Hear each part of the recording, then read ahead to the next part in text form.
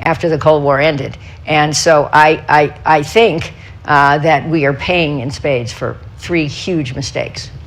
I want to go back to you, Minister Zardari, to talk a bit about Ukraine. It has understandably been a huge part of conversations here this week.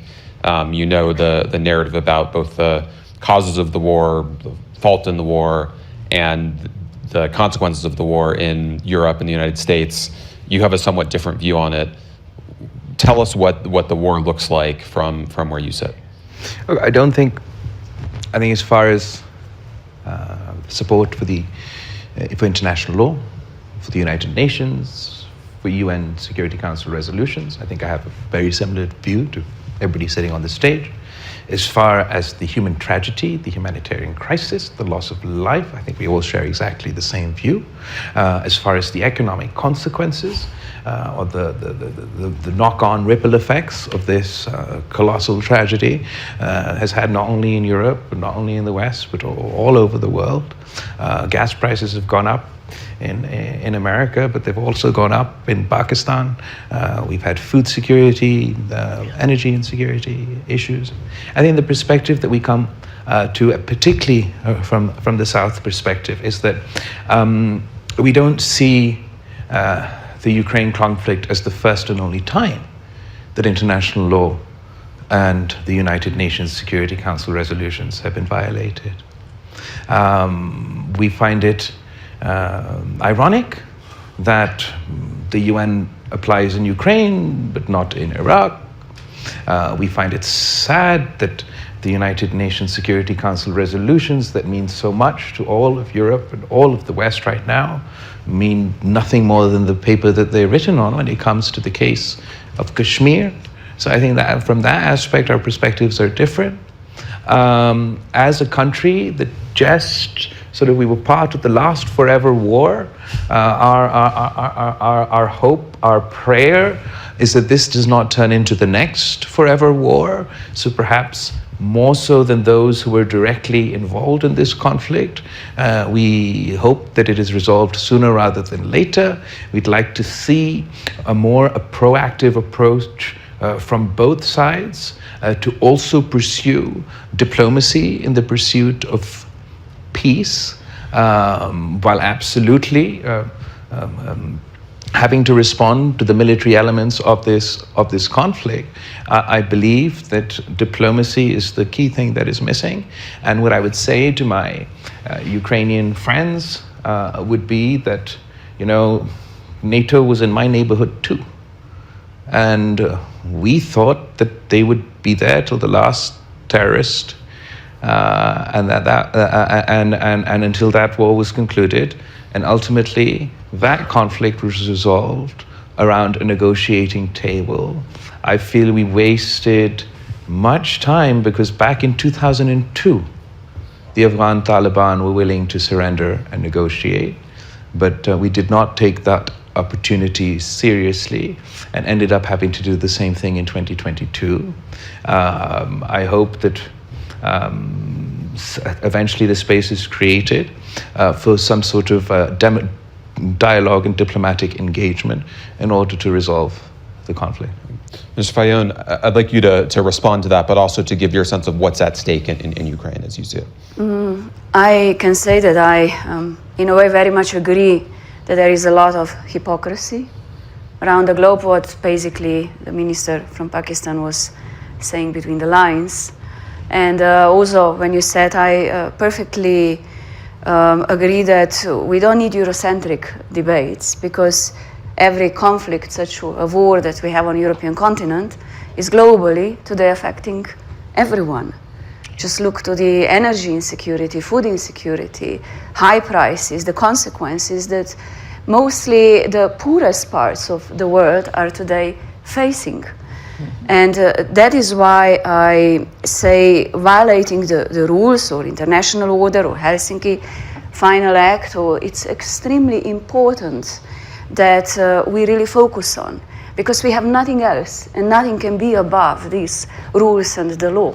And we cannot be changing it when at a time there are regimes, national states or interests breaking them. That goes the same when you put the question on Helsinki. I don't think there is a time now to discuss about the changing of security arrangements for Europe when we don't have a consensus how to deal with the rules. And yes, I think it's really important to have diplomacy, people diplomacy, and also to embrace Global South. When we discuss about the war in European continent, we shall never forget about other conflicts around the world. I also miss this week the debates here, and I can say there are some critical voices that forums as Davos can be successful only if they really manage to reduce inequalities around the globe, that they can manage to address what are the challenges globally, climate change, security threats, energy risks, poverty. Only then we will be successful when we talk to each other and not away from each other. And that is why it's important to have such dialogues, to understand what is happening around us. And again, I hope that forum can be a success if we manage to really make or improve our state of the world. Mr. Rescue, would also like you to respond, but also to talk about how you see the stakes in Ukraine and what the outcome of this war will mean for both Europe and international order. Well, I think when we discuss about diplomacy and the role of diplomacy in the context of the war in Ukraine, we have to be very much aware of the premises, because what is at the basis of the whole thing when we approach this situation? We have to be very aware of the fact that there is a victim of aggression and an aggressor. This is the starting point of the whole discussion about peace, about diplomacy towards peace in Ukraine. And we have to be very clear about that. Ukraine is the victim of the aggression, and Russia is the aggressor. Ukraine has suffered territorial losses, which are the result of a serious breach of international law, of the principles of sovereignty, of territorial integrity, of the inviolability of borders, which are all part of the Helsinki Final Act Decalogue of fundamental principles of international law. And if we discuss about peace, we will start the discussions on peace in Ukraine when Ukraine will decide to start such peace negotiations, because it is about their territorial integrity. But it is about more than that. It is about the parameters of the Euro-Atlantic security architecture, which were challenged by Russia. It is about the democratic values which are at the basis, at the very core of our community of values and security, the Euro-Atlantic community, which has, of course, a lot of implications and effects on the global south. And, of course, it is about the democratic values. So this is what it is at stake. So we are not just talking about two parties which are on the same footing, and they have to negotiate some peace in a sort of a neutral, isolated environment. It is connected to all these issues, and all these issues have an impact on all of us, on the international community as a whole. So I think that we can no longer afford any kind of variation of strategic ambiguity when we talk about the war in Ukraine, when we talk about the diplomacy efforts towards peace, and of course when we talk about the security architecture and the principles which are at the basis of the Helsinki Final Act. And these principles are still valid, and they are valid not only for the Euro-Atlantic community, but they are also valid for the global south and for the whole world. Let's not forget the fact that the 1975 Helsinki Final Act fundamental principles of international law, in fact, we're replicating the fundamental principles of international law which were included in a General Assembly resolution 2625 of 1970, which was called the Resolution for the Principles of International Law concerning the friendly relations and cooperation among states. That resolution included 7 principles. The Helsinki Final Act added 3 more. 2 of them, inviolability of borders and territorial integrity, were in fact resulting from the sovereignty, equal sovereignty principle. And then there it was added the respect for fundamental rights and human freedoms. So the whole architecture, which was built in 1975 in Helsinki, is still valid today. And it is valid not just for the Euro-Atlantic community, it's valid for the whole world. And the stake here now is to defend this architecture, because this means defending the core values on which our community is based on. It's not about building another architecture. It is about defending this architecture and perhaps creating more effective mechanisms in order to sanction those who are breaching in a serious manner, in an irresponsible manner, this set of parameters. I think this is where we are, and again, speaking about values, we cannot afford strategic ambiguity. I want to turn in a moment to the forward-looking, constructive side of this, but Mr. Zardari, I'd also like you to respond to that interpretation. I have Is there anything you take issue with? just simple questions. There are two ways to achieve your objective. Say your objective is every inch of territory back in the hands of the Ukrainian people. It's some sort of NATO Article 5. Is it not even worth trying to achieve those same objectives through dialogue? Surely you can achieve those objectives through war and through conflict, but you could try to achieve them around the negotiating table. What's the worst that could happen? You'd fail and go back to war. But if you do manage to reach a consensus that covers all your concerns, but addresses some of the anxieties that the opposing sides might have, surely that's worth trying. From a perspective of a country that honestly just went through 20 years of conflict, who personally, I was on the side of this isn't over until we defeat every single last extremist or terrorist, and then the way I saw those events ultimately unfold, I would always advise, and this is constructive, friendly advice from somebody who's on your side, that while I understand the seriousness, the gravity, the challenge to Europe, I studied in the British system. We all grew up learning about World War II and all the aftermath and how much that must mean for everybody within Europe. I fail to understand why we can't simultaneously have some serious, responsible international players also trying to pursue a diplomatic resolution to a conflict. Minister Fayon? Yeah, I just wish to continue on that point, because I fully agree it's surely worth trying to establish, and continuously trying to establish conditions to start negotiations for peace. There is no doubt, and I perfectly agree that there shall be diplomatic channels open, because at the end of the day, you will have to have both sides at the negotiation table. You cannot make a peace arrangement without Russia at the table. But first you have to have conditions, so that means you have to stop the fights. And currently it doesn't look that there are conditions. But for Slovenia, we have in our constitution, we really would always argue for peace and a dialogue for peace. Now, at the end of the day, every peace agreement is basically done at the negotiation table.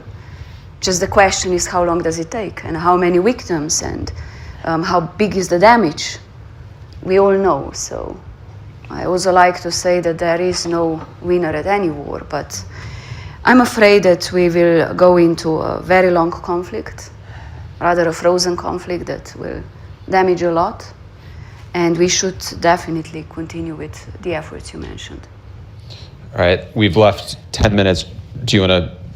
Well, I would just agree more with our friend from Romania.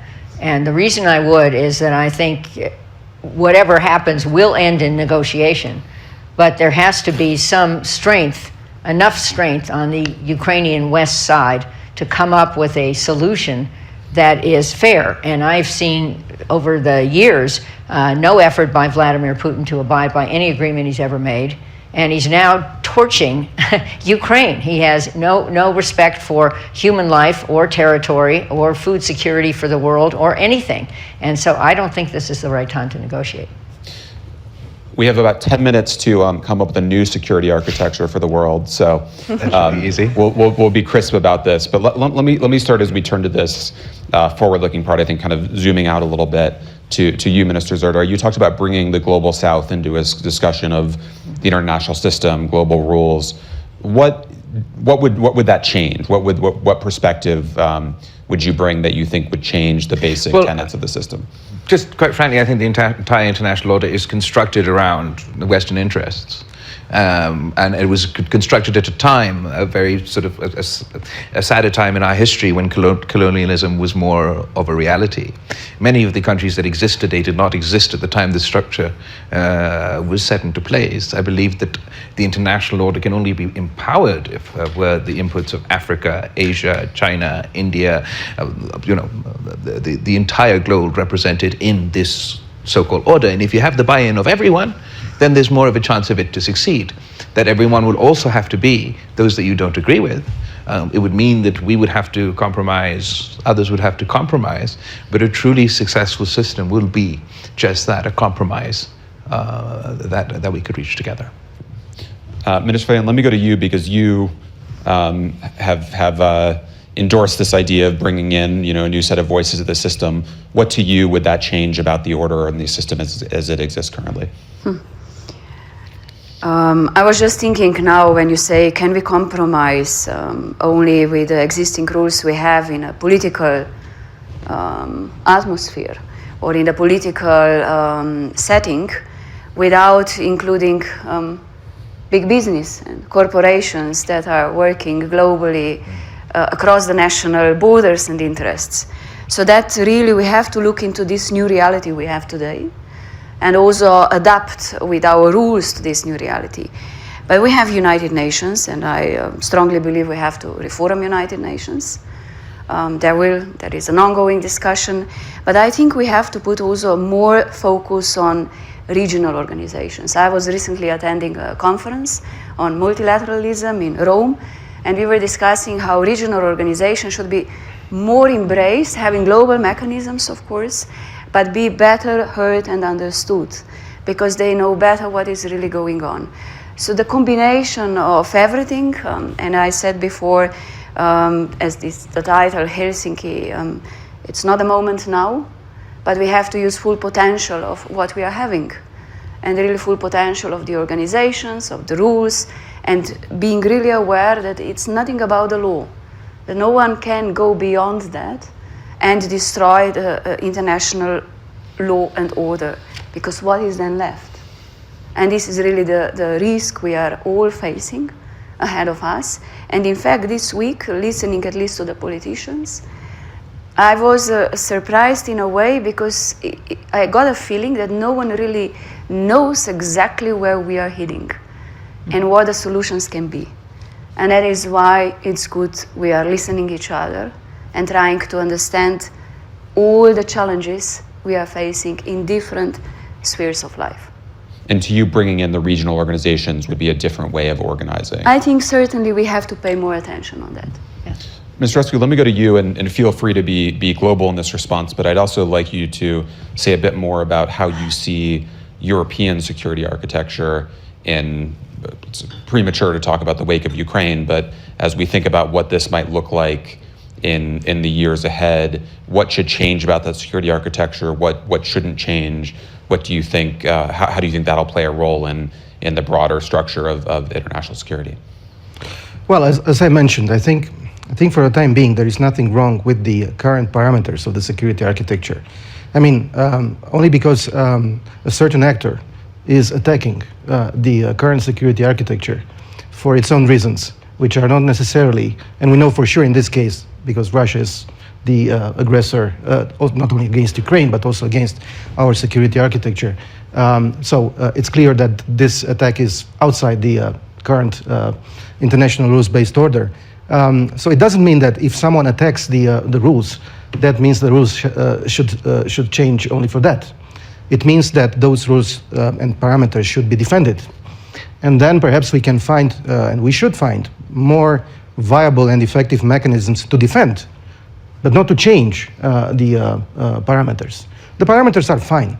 I think the security architecture, as we have it right now, needs to be only reinforced in the terms of implementation of these rules and in terms of defending the rules against rogue actors, which are trying to simply undermine this and change things for their own private interests. This is one thing. Second, I don't think that a discussion on Helsinki, as Tanya said, a new Helsinki is ripe right now. Of course, in 2025, we will have the 50 years anniversary of the Helsinki Final Act. Perhaps in the meantime, the war will be over, and then we will have lessons learned from this crisis with all its layers, which are acting in parallel, and we had to cope with each one of them at the same time, and they are interrelated. So we can draw some lessons learned and then apply them. But it's too early to say what we are going to have in 2 years' time. In the meantime, what we have to do is to solve this problem, that we need perhaps more effective instruments to defend what we have, which again, it looks fine. Probably because it looks fine, it is attacked. So this is where we are. Representative Hartman, let me go to you to close, both with a global perspective, but also to, again, you're not representing the U.S. government, but talk a bit about what you think the U.S. role should be and whether the United States today, with all of our own domestic dysfunction and polarization with our own political system, whether the U.S. is up to the task. In 2 minutes and 52 seconds. Exactly. Yes. Well, one sort of big comment that came from here, which was I was at some event and the Secretary General of the United Nations said that maybe we need a new San Francisco and maybe we need a new Bretton Woods. Those are huge statements, especially coming from a person in his job. And the UN was mentioned.